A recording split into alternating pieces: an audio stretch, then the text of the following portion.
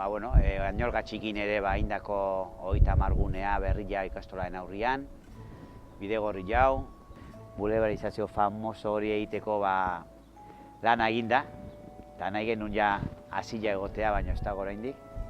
Bai egintza ala pixka eta horrago dagoen rotonda berri hortan, eta Eusko Jaurlaritzak bere obra egin da eta gero gora jotzeko bidea eta hor udaletxea parte hartu zuen. Kultura eta euskera nik uste, por ejemplo, euskeran batzorde bat sortu da hemen, eta nola egiteko beste 8 auzotan sortu dira, eta gutzako oso importantea dira, zetik da bertako eragileekin eta euskalgintzakin aurrera ateratzeko tresna oso ona guretzako ere, eta hemen egiten dira gauzak, arlo hortan. Ahaztutze zaigu gauza batzu badia da importanteagoak, eta dira pertsona nola dauden ikusi eta eman beharreko laguntzak eman. Eta Donostin gogoratu behar da, laguntza sozialak 4 aldiz handi jaua diala orain, 2011an baino. Eta gainea kubritzen ditugula Eusko Jaurlaritzak ordaintzen ez ditu emergentzizko laguntza sozialak.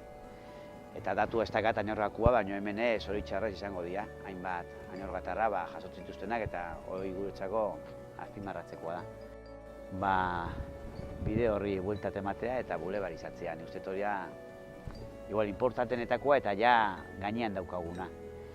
Beste gauza batzuk ere aipatu dituzue, etorri gainean, importantea diana, proiektua badago gainea ja aurreikusita diputazioekin erdi naiteko eta frontoiari kanpoaldea estali txapela jartzea, gura sartu ez dedin eta euri egiten dunean. Gutzako oso proiektu interesantia eta oso polita eta oso gogotsu gabiltza horrekin eta nahian da auzoetxea. Guretzako auzoetxea da modelo baten adibidea. Auzo bakoitza edukitzea gune bat, non elkarte ezberdinek eta lan hain dezakete elkarrekin, auzo perspektiba batetik, auzotarrek sortutakoa, baina auzoarentzako indakoa. Eta nik uste hemen gaina identifikatuta edukita zer eraikin esan daiteken eta inongo eragozpenik ez dagoena gainat, legalialetik eta aurten ja nahi genuen diru jarri zuekin batea horreatzeko nola indaiteken eta auzoetxe bat martxan jartzea guretzako da oso notiziona. Edozein auzoarentzako, zuentzako ere bai. Guretzako oso importantea da auzoak biziri mantentzea eta aktibitatea edukitzea eta alde hortatik zuek asko dakazu egina, esatik inongo kanpoko laguntzari gabe deixente egiten dezue eta nik uste alde hortatik aseguratu dagoela. Eta beste makroproiektuen artean dago erraustegia. Gure eskutan bakarrik etzegoen noski, azken finean konsortzioak eta diputazioak eta hor zuten zeresana, baina ahaztu egiten zaigu hori lorpen izugarria dela. Handiezu onaino eta hori da bat. Eta hondakinekin lotuta, nik uste, hemen apostu gaintzan, gehiago berziklatu behar duen alde eta gehiago gutxiago erabili, gehiago berziklatu. Eta sistema bat aukeratu behar genuen, gehiengoa behartzan, 5. kontenedoren aldeko apustu egin genuen, baina askotan ahaztutzen zaigu ere egin genuen apustu bat, ez bakarrik 5. kontenedoren alde, baizik eta, por ejemplo, konpostatzearen alde. Eta Ñorga, precisamente, itziten enitzala guatu naiz, uste izan zela lehenengo auzo konpostaje gunea jarri zana, eta nik uste talde hortatik ere, erraustegiakin hasi zera eta horra ju naiz, baina nik uste horretan ere, adibide bada zeatela, eta gaina dela gune bat ondo funtzionatzen duena, eta nik uste, balio izan dula ere geho beste leku batzutara eramateko.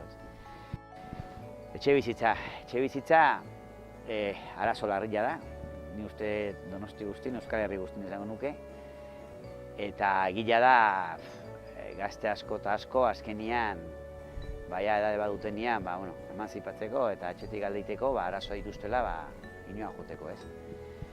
Eta hor duteguna dira, ideologikoki defenditzen deun eta praktikara eramaten deun konzeptu orokor batzuk, por ejemplo, apustu egiten deula etxebizitza publikoa eta alokaioaren alde, eta egiten diran gutxi india urte hauetan hori egila da, kritikatzen digute eta gutxi india, baina gogoratu behar dugu Donostiko udaletxeak duen presupuestoa 25% gutxiago dela, orain dela 6 urtekoa baino, eta diru gutxiagin, gauza asko ezin da egin. Eta gero dago, auzo bakoitzean beste arazo bat, azukata gabiazuna eta nik oso ondo ezagutzen dudana, nik ere badaki zertan, zertan zabiltzaten eta ni neu ere nola ibili naizen, eta da bertakoentzako itia etxebizitzoik. Eta hor aurkitu geha arazo legalekin, esaten digutelako, bai etxebizitza emateko momentuan publikoa izan da, egin daiteken berezitasun bat auzoko eta gainontzeko hiritarren artean, berdina gertatu zaigu lanak sortzen dian momentutan obra hundik aber izan daitezkeen auzokoentzako, nolabait defenditzen dugu, eta enpresei ikus esaten diegu, baina legalki ezin dia egin, eta honekin berdina esan digute. Orduan, formula manejatzen deuna eta hiri hontan funtzionatu izan du beste leku batzutan, izan da kooperatibaren bitartez. Eta hoi bai gaudela bide hori jorratzeko disponible guztiarekin, eta da kooperatiba sortu, kooperatiba hori nolabait promotore bihurtu, eta promotore kooperatiba horrek etxeak egin izena eman dutenentzako, kooperatiba horretan izena eman dutenentzako. Eta izan daiteke zirriketu legal bat, bertakoek aukera bat izateko bertan etxe bizitza egiteko.